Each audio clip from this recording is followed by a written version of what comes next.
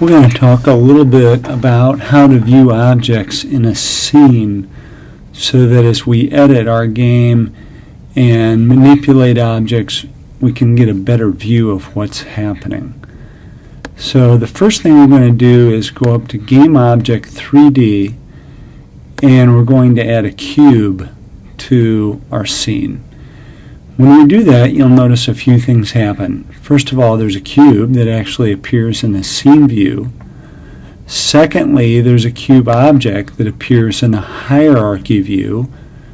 And because the cube object is highlighted in the hierarchy view, we have the inspector window open up with all the components of the cube and their characteristics.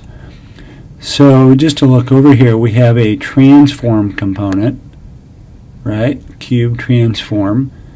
We have a mesh filter component. We have a box collider component. And we have a mesh render component. We're not going to talk about these now, but we will later. The first thing we want to do here is go up to the toolbar and click the hand tool. Now if we click and drag our scene, we can move a little bit so that we get different angles on our game object. If we scroll or drag on the mouse pad, then we zoom in and out on our object.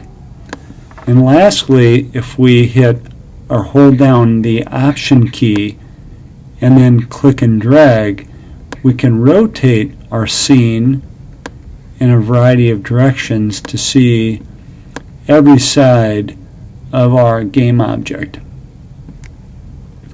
So by using these, when we click on the hand toolbar, again the click and drag, the scroll, and the option click and drag, we can get a variety of views on our object.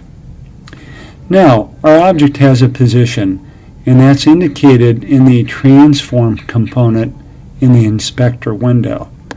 I can change that position by changing the values.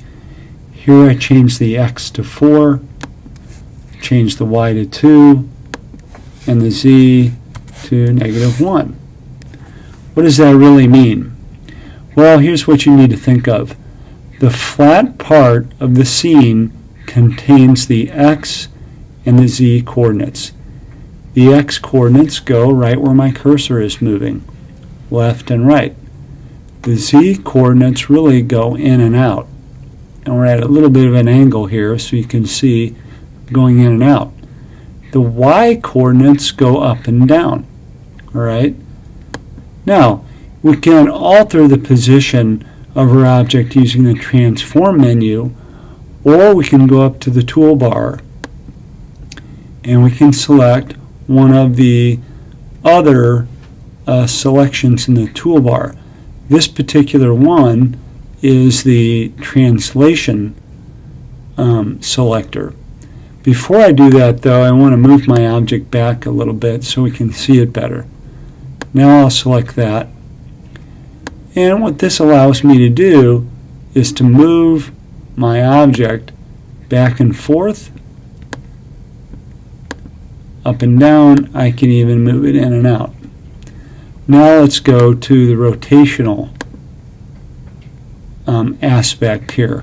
I can change the numbers in the transform component in the inspector, or go up to the toolbar and then I can spin my object around, just grabbing one of these circles and rotating.